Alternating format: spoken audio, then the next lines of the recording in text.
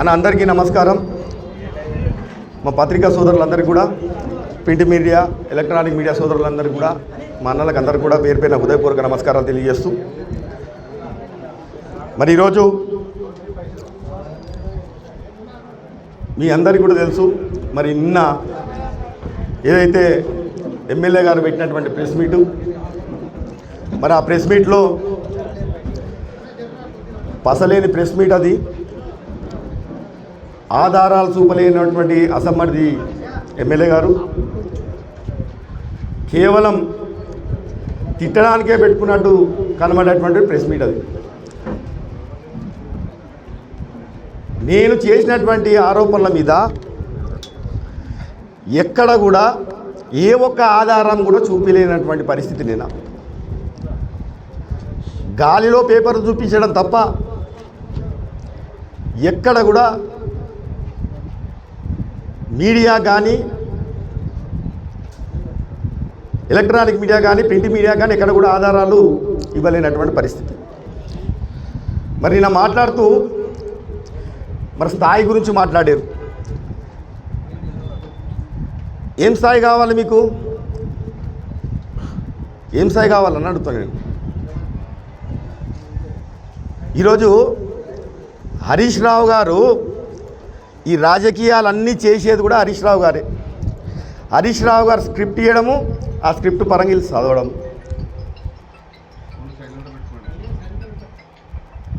నేనేమని చెప్పినా,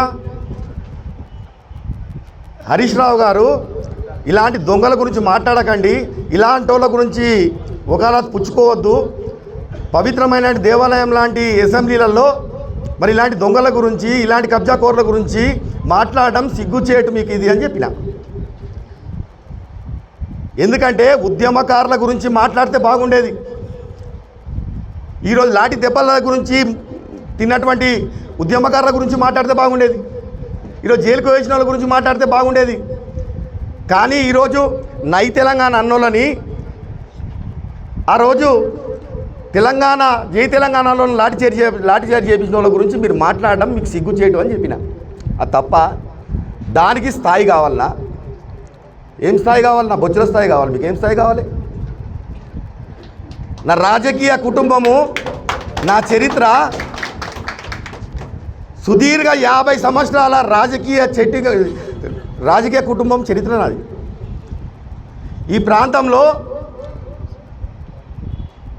అనేక మంది వేలాది పేదలకి ఇల్లిచ్చి, గూడిచ్చి, వాళ్ళకి అండగా నిలబడి, సొంత ఆస్తులు అమ్ముకొని ఈరోజు పేదల గురించి అండగా నిలబడి రాజకీయం చేసినటువంటి కుటుంబం ఈ కుటుంబం.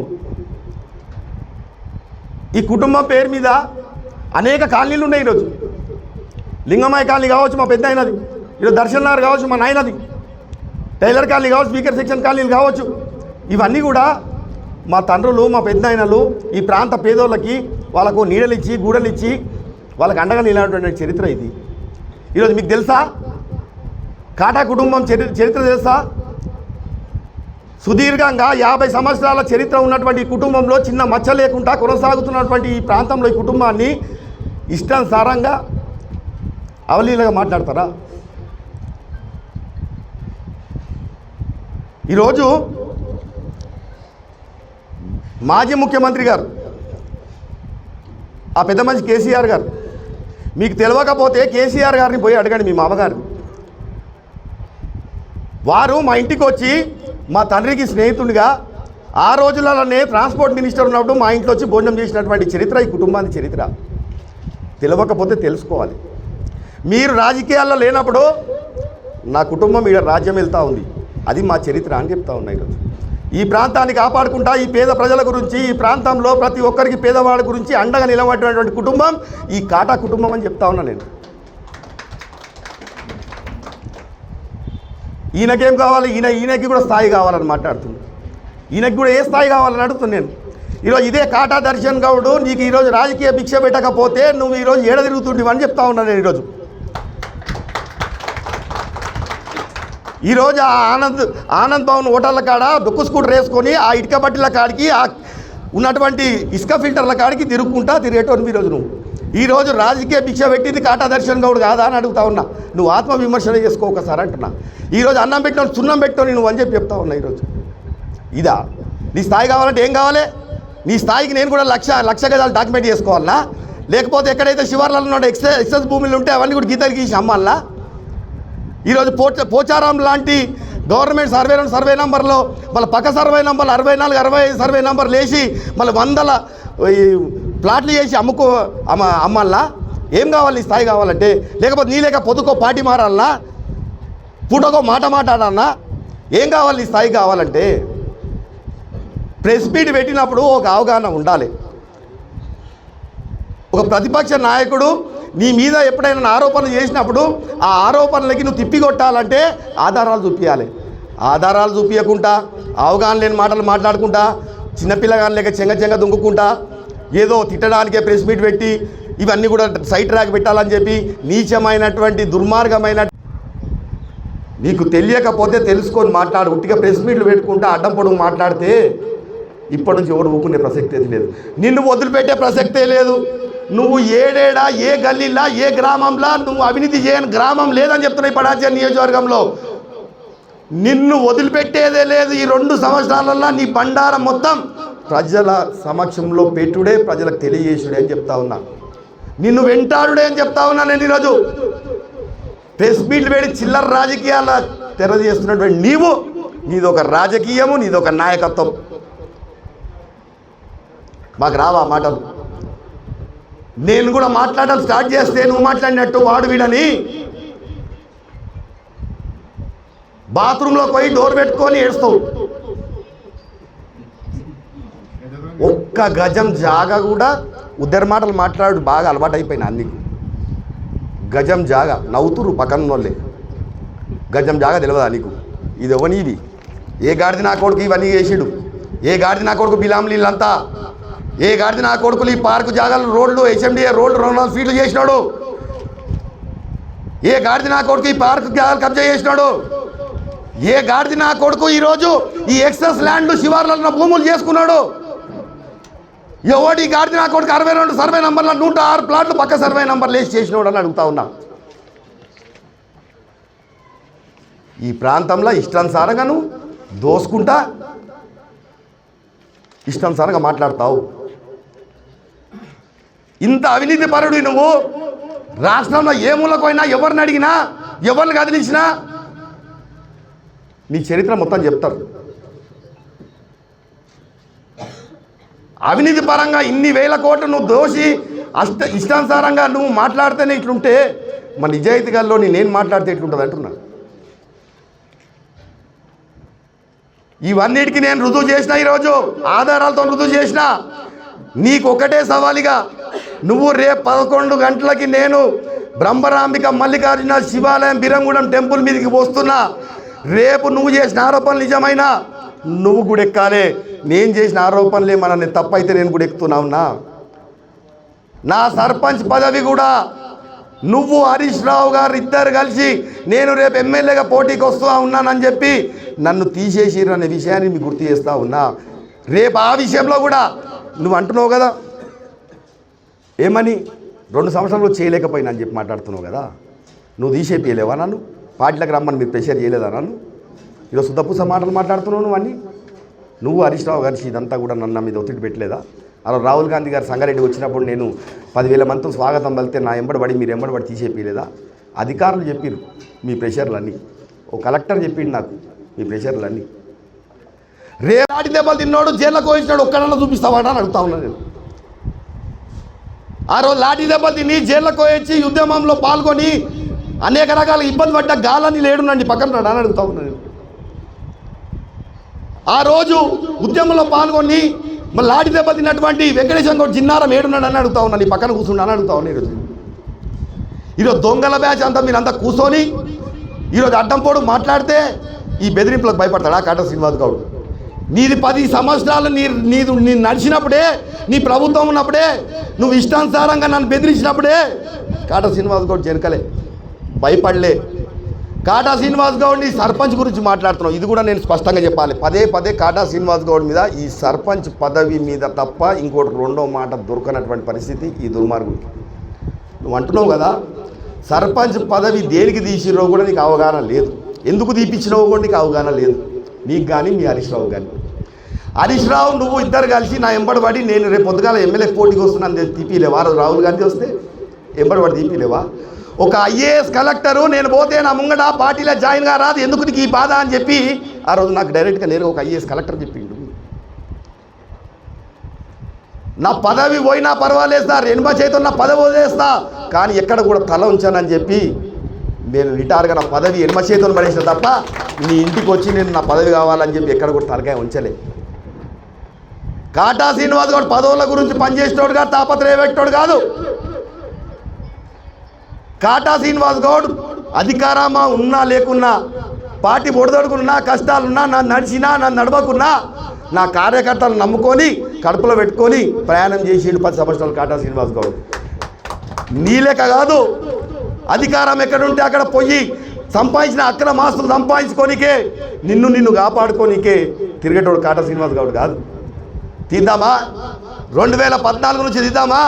నీ అప్డేట్లో నీ ఆస్తులు ఎంత ఉండే, ఈరోజు 2023లో నీ ఆస్తులు ఎంత అయినా తీద్దామా? కాటా శ్రీనివాస్ గౌడ్ 2018లో కాటా శ్రీనివాస్ గౌడ్ ఆస్తులు ఎంత ఉన్నాయి, ఈరోజు 23 ఎంత ఉన్నాయి తీద్దామా? 1000 కోట్లు సంపాదించినాడు కాటా శ్రీనివాస్ గౌడ్. నా ఆస్తి ఎంత జరిగిందో తీద్దామా? నీ ఆస్తి ఎంత పెరిగిందో తీద్దామా? ఈడీ రైడ్ చేస్తే 70-80 డాక్యుమెంట్ దొరికితే దాదాపుగా అవే 10,000 నుంచి 15,000 కోట్ల రూపాయల ఆస్తులు 2 లక్షల జీతంతో సంపాదించినావా? కాయ కష్టం చేసినవు.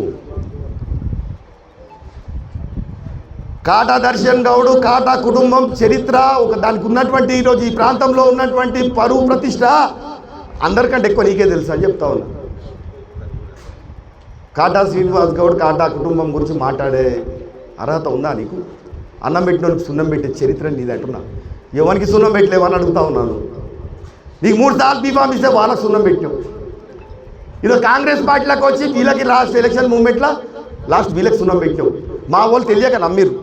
నీ అవసరాలకు నువ్వు వచ్చి ఎంబడి తిరిగి ఈరోజు మా ముఖ్యమంత్రి గారు ఇంటి చుట్టూ తిరిగి నువ్వు నేను వస్తా అని చెప్పి నువ్వు వచ్చి ఈరోజు ఆఖరి మూమెంటే శకుని పాత్ర పోషించి టీఆర్ఎస్ గెలిపి నీకే ఇవన్నీ కూడా నువ్వు శకుని పాత్ర పోషించుకుంటా ఈ ప్రాంతంలో నేను 5 గెలిచినా, చెంపలు చెల్లు మనిపించినా, 2 సార్లు గొడవ పెట్టినా. నిజంగా నేను ఈరోజు సూటికి అడుగుతా ఉన్నాను, నువ్వు నిటారుగా ఈరోజు కాంగ్రెస్ పార్టీ, నా కాంగ్రెస్ పార్టీ నిజంగా ఇంకా 15 రోజుల ముందు నాకు టికెట్ ఇస్తే నువ్వు నాకు తట్టుకుంటావా అని అడుగుతా ఉన్నాను. నాకు తట్టుకోగలుగుతావా? నీకు ఆ శక్తి ఉందా అని అడుగుతా ఉన్నాను. నేను 10 రోజుల ముందు టికెట్ ఇస్తేనే నీకు 3 నెలల ముందు నీకు అధికార పార్టీ నీకు బీఫామ్ ఇస్తే నీ పేరు డిక్లేర్ చేస్తే కన్ను లొట్టపోయి 6,000 చిల్లర 7,000తో గెలిచినటువంటి పరిస్థితి నీకు దానికో విరదీగుతా ఉన్నావు. 10 రోజుల ముందు వస్తే తిరగకుండా నా కార్యకర్తలు నన్ను కడుపులో పెట్టుకొని చూసుకుంటూ ఇంటింటి తిరిగి 1,00,000 ఓట్లు వేయించినటువంటి చరిత్ర నా కార్యకర్తలు అని చెప్తా ఉన్నాను. నేను ఎవరికి భయపడేదేం లేదు. నా నిజాయితీని నేను నమ్ముకున్నా, నా కార్యకర్తలు నేను నమ్ముకున్నా. ఈ ప్రాంతంలో ప్రజల మీద విశ్వాసంతో నేను ప్రయాణం చేస్తూ ఉన్నా. నీలేక అధికారం చూసుకొని ప్రయాణం చేసేవాడు కాటా శ్రీనివాస్ గౌడ్ కాదు, వెనక ముందు వాన్నో వీలో చూసుకొని ప్రయాణం చేసేవాడు కాటా శ్రీనివాస్ గౌడ్ కాదు. ఎవరు చూస్తలేరు అనుకుంటుందంట. అట్లా ఉన్నదైనా మనం చెప్పే మాటలు సమాజానికి తెలియదు. మారిందో మారలేదు, టెక్నికల్గా మాట్లాడుతున్నావు. టెక్నికల్గా మాట్లాడితే పెద్ద బుద్ధిమంతుడువా, లేకపోతే నువ్వు అంత తెలివిగా లేడు అనుకుంటున్నావా? సమాజానికి తెలియదా? రేపు వచ్చే ఎలక్షన్లో పడకేసి కొడతారు. గొప్పలు చెప్తున్నావు కదా, నువ్వు మారలేవు కదా, నువ్వు నిజాయితీ పరులు కదా, చెయ్యి, రాజీనామా చెయ్యి. రేపు రాజీనామా చెయ్యి. నేను గెలవకపోతే 30-40 వేల మెజార్టీతో నేను గెలవకపోతే రాజకీయ సన్యాసం ముచ్చుకుంటా, రాజకీయం గురించి మాట్లాడా. కేటీఆర్ గారు వాళ్ళ వర్కింగ్ ప్రెసిడెంట్ ఏమో సుప్రీంకోర్టునేమో అఫిడవిట్ దాఖలు చేస్తాడు, ఫిరాయింపు ఎమ్మెల్యే ఫిరాయించిండు అని చెప్పి కాంగ్రెస్ పార్టీలో. ఈ హరీష్ రావు గారు ఈ జిల్లా మంత్రివర్యులు ఆయన ఏం చేస్తాడు? వకాలత్ పుచ్చుకుంటాడు ఈయన గురించి అసెంబ్లీలో. ఈయన ఏం చెప్తాడు? ఏ పార్టీ అయ్యా అంటే ప్రజల పార్టీ, నా పార్టీ అంటాడు. బీఆర్ఎస్ పార్టీ నాదనో, లేకపోతే కాంగ్రెస్లోకి పోయినానో, లేకపోతే నువ్వు ఏ పార్టీ చెప్పుకోలేనటువంటి స్థితిలోని నువ్వు మాట్లాడుతావు, మేము వినాలి.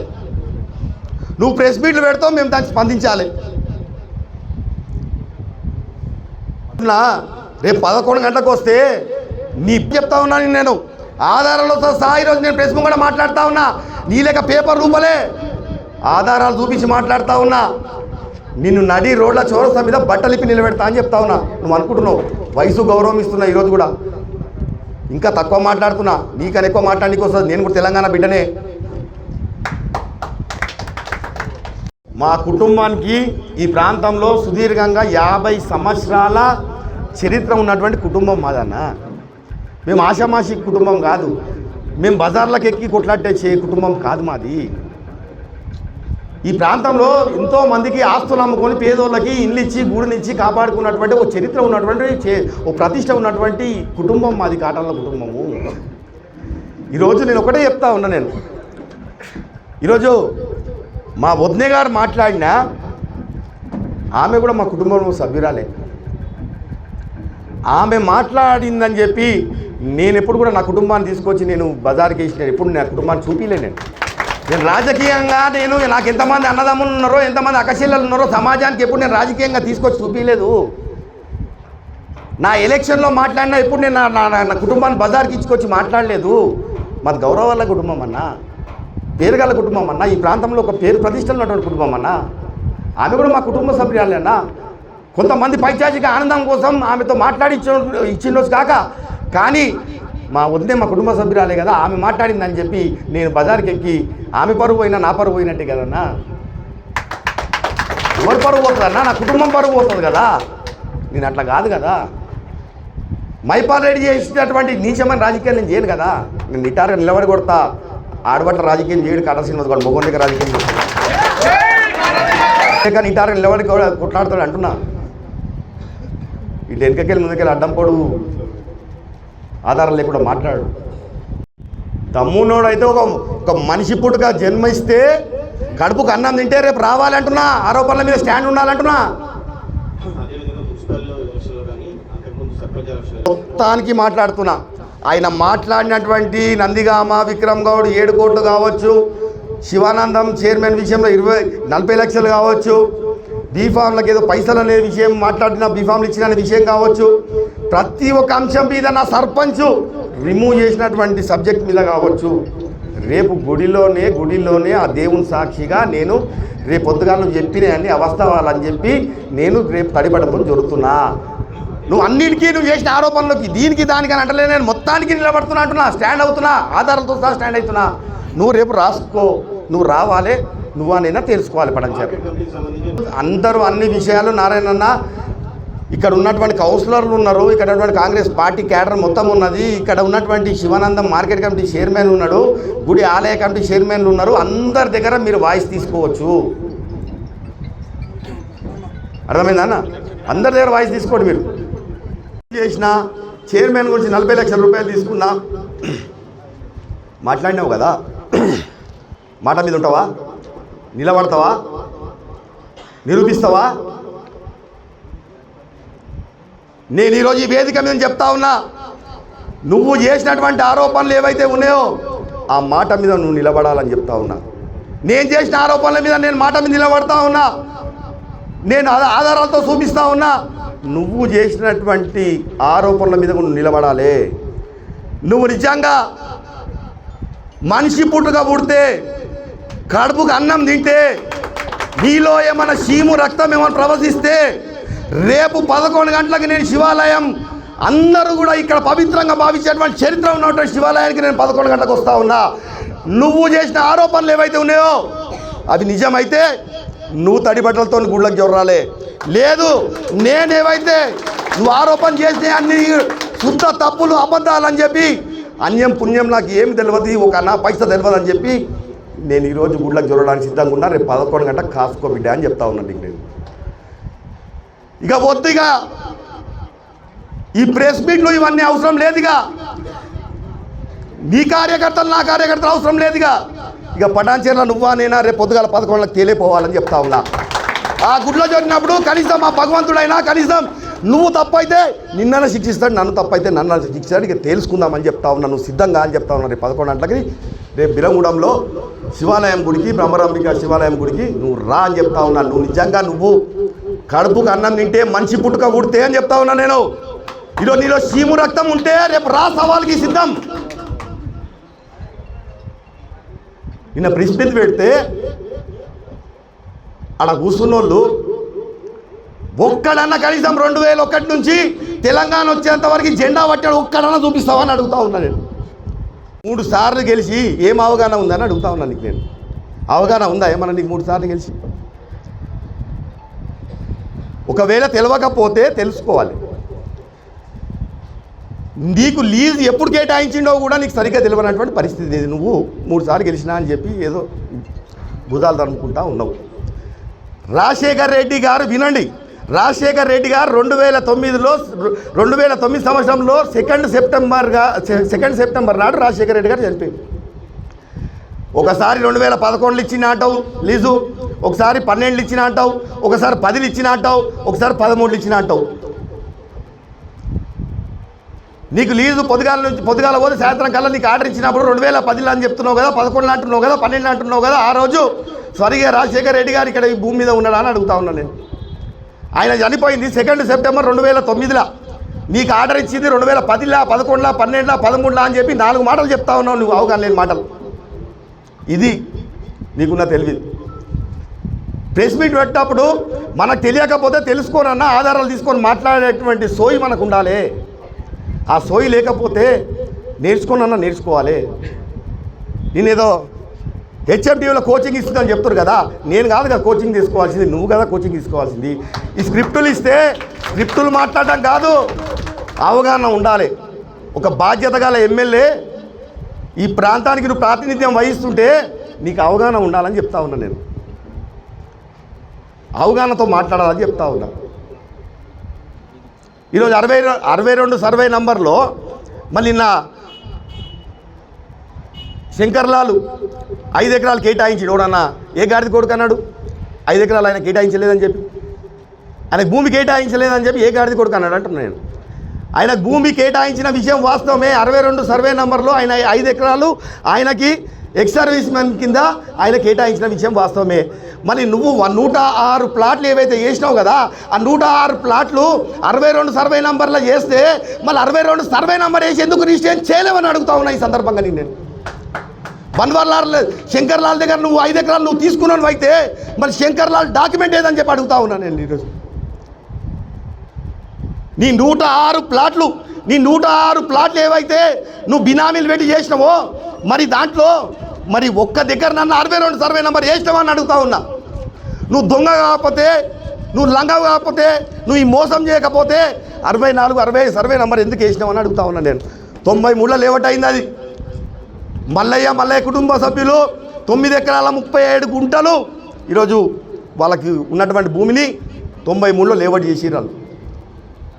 ఆ భూమిది మళ్ళీ అదే భూమి ప్లాట్లు చేసిన తర్వాత అదే భూమిని మళ్ళీ వాళ్ళ ధరణిలో వస్తుందని చెప్పి మళ్ళీ వాళ్ళతోని ఆ కిష్టయ్యతోని ఆ నరసింహులతోని ఆ వెంకటమ్మతోని మళ్ళీ డబల్ రిజిస్ట్రేషన్ చేపించిన చరిత్ర నీది అని చెప్తా ఉన్నా ఈరోజు నేను. నీకు ఆధారాలు కావాలి కదా. ఇగో 64, 65, 62 సర్వే నంబర్లో నువ్వు 106 ప్లాట్లు ఏవైతే చెప్పినావో ఇగో నీ ప్లాట్ కాయిదాలు. నువ్వు 62 సర్వే నంబర్ వేసి చేయొచ్చు కదా, 64, 65 ఎందుకు వేసినావు అని అడుగుతా ఉన్నా నేను. బన్వర్లాల్ డాక్యుమెంట్ ఏదని అడుగుతా ఉన్నా. బన్వర్లాల్ దగ్గర కొన్నావు కదా, డాక్యుమెంట్ ఎవరికి చూపించినావు అని అడుగుతా ఉన్నా. నువ్వు బన్వర్లాల్ డాక్యుమెంట్ చూపి 5 ఎకరాలది. ఒకవేళ నువ్వు ఉంటే అంత నీతి పరులు అయితే, అంత నిజాయితీ పరులు అయితే మళ్ళీ 62 సర్వే నెంబర్ వేసుకోవచ్చు కదా, 64, 65 ఎందుకు వేసినావు అని అడుగుతా ఉన్నాండి. ఇది కదా నీ నీచమైనటువంటి చరిత్ర. నువ్వు చేసిన పాపం ఇంత అంత ఉందా? నేను నిన్న చెప్పింది ఏంది?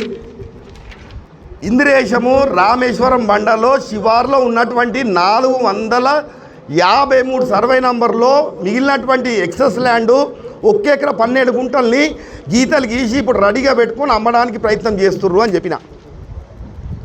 నువ్వు కానీ నీ బినామీలు కానీ ఒకటి అడితే మా దగ్గర 300 ఉంది, 453 సర్వే నంబర్ 7 ఉంది.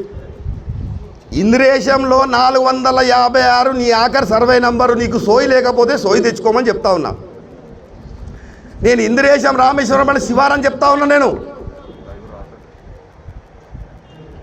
ఈరోజు 453 survey number Indresham survey number. నువ్వు ఆ బార్డర్లో ఉంటే ఆ బార్డర్లో నువ్వు వేసుకొని అక్కడ ఉన్న ఎక్సెస్ భూమిని ఈరోజు కాజేయడానికి ప్రయత్నం చేస్తున్నావు. పోచారంలో 62 సర్వే నంబరే కాక ఇంద్రేశంకి సంబంధించినటువంటి 178 సర్వే నంబర్లు కూడా పోచారపోలకు సంబంధం లేకున్నా ఆ కిష్టయ్యతోని ఆ నరసింహులతోని ఈరోజు 178 సర్వే నంబర్లు కూడా నువ్వు ప్లాట్లు గీసి అమ్మినవి ఈరోజు.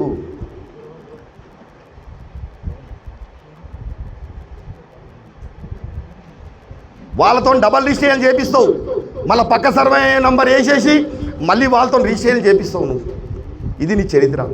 ఇట్లా 100 కోట్లు సంపాదించుకుంటా ఇష్టానుసారంగా అడ్డం పొడవు మాట్లాడితే ఏది పడితే అది మీకు చెల్తుంది అనుకుంటున్నారా? అంటే మాటలు మాట్లాడితే అయిపోతుందా? దానికి స్టాండ్ ఉంటావా? దాని గురించి కూడా రేపు నేను మీ ఇద్దరు కలిసి నా ఎంబడి పడి తీసేపిచ్చిర్రు, రాజకీయ ఒత్తిడితో నన్ను తీసేపిచ్చిర్రు అని చెప్పి రేపు గుడి ఎక్కపోతా ఉన్నా. మాకు సంబంధం లేదు, మా ప్రమేయం లేదని చెప్పి నువ్వు రేపు పొద్దుగాల గుడి ఎక్కాలి సర్పంచ్ విషయంలో. ఇది తాడో పేడో వెళ్ళిపోవాలి, ఇది కూడా అని చెప్తా ఉన్నా నేను. నువ్వు దమ్ముంటే నా మీద చేసినటువంటి ఈ 7 కోట్లు 40 లక్షలు ఈ ఉన్నటువంటి తీసుకున్నటువంటి డబ్బులు ఏవైతే మాట్లాడిన మాటలు పొల్లు పోకుండా రేపు పొద్దుగాల నువ్వు గుడెక్కాలే. మాటలు మాట్లాడి పారిపోతే నడవదని చెప్తా ఉన్నా. నిన్ను వెంటాడుతా అని చెప్తా ఉన్నా. ఈరోజు నుంచి నిన్ను వదిలిపెట్టే ప్రసక్తే లేదని చెప్తా ఉన్నా. 3 సార్లు గెలిచినావు. ఎట్లా గెలిచినావు అని అడుగుతా ఉన్నా. వెన్నుపోటు పొడుచుకుంటూ గెలుస్తా ఉన్నావు. ఎడికెళ్ళి గెలుస్తున్నావు? నాకు ముందు ఇస్తే గెలుస్తావా? తట్టుకుంటావా నువ్వు?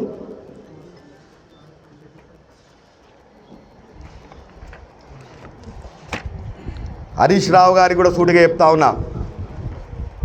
హరీష్ రావు స్థాయి అంటే మాకు గొప్ప స్థాయా?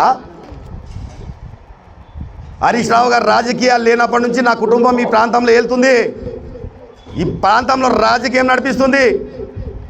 నా కుటుంబం ఈ ప్రాంతంలో ఒక 3 ఎమ్మెల్యేలకి సపోర్ట్ చేసి గెలిపించింది.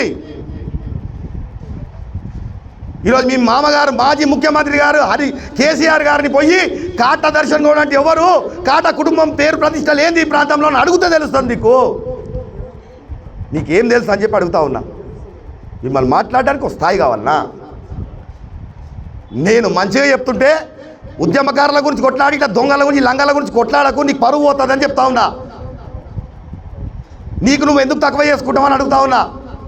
ఉద్యమకారుల గురించి వాళ్ళకు ఉద్యోగాలు లేకపోతే ఉద్యోగాల నుంచి కొట్లాడితే బాగుంటుందని చెప్తా ఉన్నా. ఇట్లాంటి అవినీతి పరుల గురించి కొట్లాడకని చెప్తా ఉన్నా. నీకే సిగ్గుచ్చేటని చెప్తా ఉన్నా. ఈరోజు ఎవడు భయపడేవాడు లేడిడా? మీ అధికారం ఉన్నప్పుడు ఎవడు భయపడలేడా? ఈ దుర్మార్గుడు చేసిన అరాజకాలకి నా మీద 96 కేసులు పెడితే కూడా నిటారుగా నిలబడి కార్యకర్తలు కడుపులో పెట్టుకొని కాపాడుకుంటూ ఈ ప్రాంతంలో కాంగ్రెస్ పార్టీ జెండా కింద పడేయకుండా ప్రయాణం చేసిన నేను. నువ్వు అదిరిస్తే బెదిరిస్తే భయపడతాను అనుకుంటున్నావా? కాసుకో. ఇక రేపు 11 గంటలకు నువ్వా నేనా తెలుసుకోవాలి. పటాన్చేరులో నువ్వా నేనా రేపు తేలిపోవాలి పంచాయతీ. రేపు ఇక నీ ఆరోపణల నా ఆరోపణల తెలుసుకుందాం. ఇక నువ్వు నిజంగా చెప్తా ఉన్నాను. మనిషి పుట్టగా పుడితే రేపు పొద్దుగాల 11 గంటలకు రావాలని శివాలయం ఎక్కాలే. నేను నిజంగా నికాసమైనటువంటి కాంగ్రెస్ పార్టీ కార్యకర్తగా రేపు నేను వచ్చి గుళ్ళో జరగబోతా ఉన్నా. నువ్వు మాట్లాడే అన్నీ కూడా అవాస్తవాలని. సబ్జెక్ట్ ఉండదు, మన్ను ఉండదు, మశానం ఉండదు. ప్రెస్ మీట్లు పెట్టి కూడా స్క్రిప్ట్లు ఇస్తే చదువుతావు. ఏం తెలుసు నీకు? చెప్తావా? పార్క్ జావాలో వదిలిపెట్టావా నువ్వు? హుడా లేవట్లో చక్రపూరి కాలనీలో 200 ఫీట్ల రోడే మీ పేర్ల మీద, మీ మస్తూరెడ్డి పేరు మీద, తమ్ముని సోదరుని పేరు మీద చేసుకున్నావు. సంతోష్ గ్రాండ్ అండ్ మైనింగ్లో వాళ్ళ పేరు మీద చేసుకున్నావు. సంతోష్ గ్రాండ్ పేరు మీద.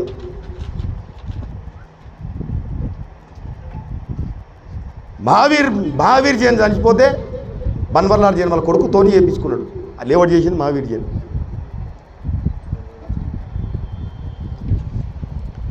నేను ప్రతి ఒక్కటి చెప్తా ఉన్నా. ఏదైనా రుజువు చేయడానికి నేను సిద్ధంగా ఉన్నా. నేను ఆధారాలతో మీ అందరికి చూపించిన. ఆయన ఏమైనా ఉంటే రేపు పొద్దుగాల ఖచ్చితంగా ఆయన చేసిన ఆరోపణల మీద నేను రేపు పొద్దుగాల 11 గంటల గుడి మీదకి వస్తూ ఉన్నా. గుడిలోనే రేపు ఆ భగవంతుని సన్నిధిలోనే నేనా ఆయననా తెలుసుకున్నటువంటి డిమాండ్ నేను చేస్తా ఉన్నాను.